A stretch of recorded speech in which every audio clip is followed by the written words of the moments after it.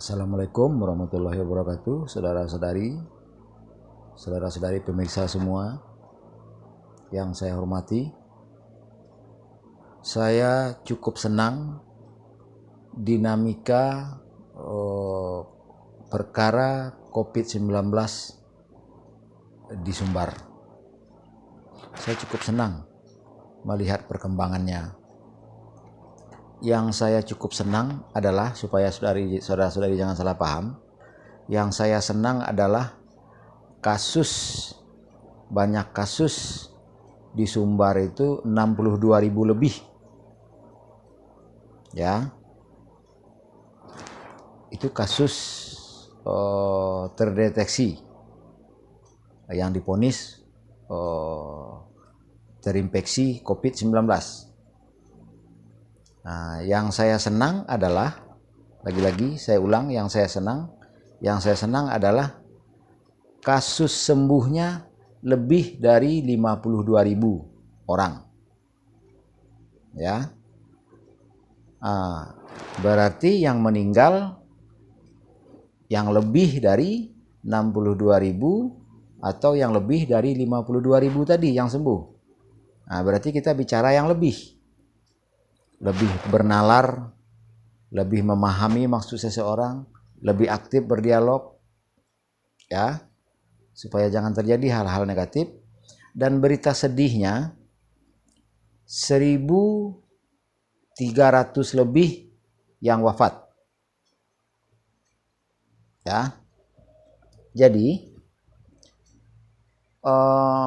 setelah saya senang melihat perkembangan dinamika COVID-19 di Sumbar, dan saudara-saudari sudah maklum apa alasan saya senang, tidak perlu saya ulangi lagi. Jika memang mau memikirkan lebih, mau berpikir lebih.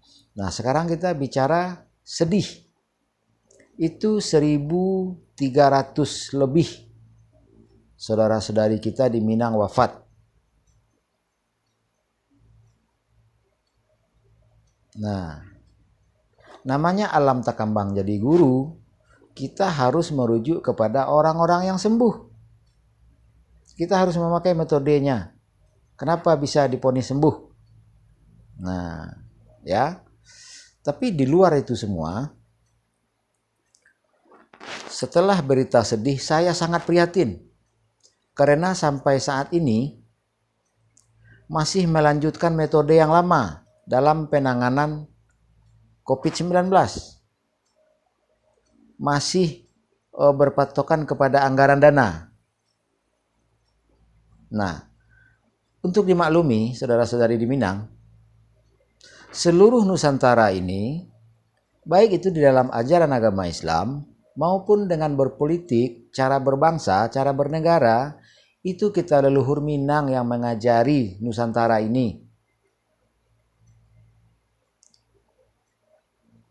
Nah, kalau saudara-saudari sebagai seorang pemerhati sejarah, sebagai seorang pemerhati dinamika di Minang, saudara-saudari pasti paham apa yang saya maksud.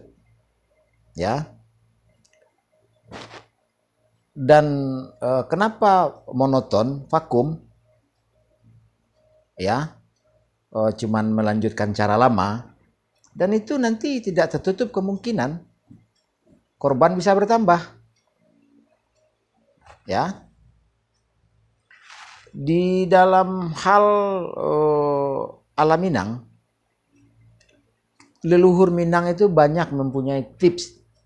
Dan karena gelombang penyakit di Minang itu karena rata-rata pantai, karena daerah pantai banyak dikunjungi oleh berbagai negara, berbagai penyakit, berbagai paham, berbagai pengaruh. Nah, begitu ya, paham ya? Dan itu harus sudah saatnya menggabungkan paham tuo leluhur Minang dengan paham tata pemerintahan.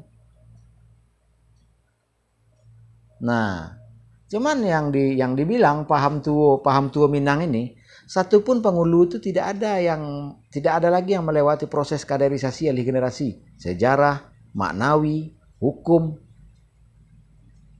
Jadi tidak logika ilmiah kita berharap kebaikan kepada seseorang yang belum pernah dikader. seseorang yang memegang amanah yang belum bukan ahlinya. Ya, paham ya saudara-saudari semua? Di luar data korban 1.300 saudara-saudari kita wafat, itu belum termasuk korban narkoba. Belum termasuk korban prostitusi. Belum termasuk kriminalitas, premanisme. Ya, belum termasuk yang itu, belum lagi termasuk yang tercatat oleh kendaraan korban, menjadi korban karena kendaraan motor, kendaraan mobil. Nah, segala jadi jika masih melanjutkan cara-cara yang biasa, itu saya pribadi menganggap itu belum serius. Belum serius. Termasuk, sadarkah kita apa yang sudah kita mudahkan untuk dimasukkan kepada masing-masing tubuh kita, termasuk kepada ahli generasi? Sadarkah saudara-saudari, apakah itu kepastian, apa sudah yakin, apa sudah ada ilmu di situ, bisa menjamin? Kan belum. Jadi sudah waktunya kita bicara baik-baik. Yang lain bicara anggaran, saya pribadi tidak. Ya, selamat datang di channel YouTube Andi Khalifah Minangonesiawi. Selamat datang di FB Penghulu Merapa Alam. Selamat datang di akun Instagram Minangonesiawi. Semoga masing-masing kita saling memaklumi. Ya. Customer service 082179045777 untuk koordinasi selanjutnya. Maaf lahir dan batin, salam Idul Adha.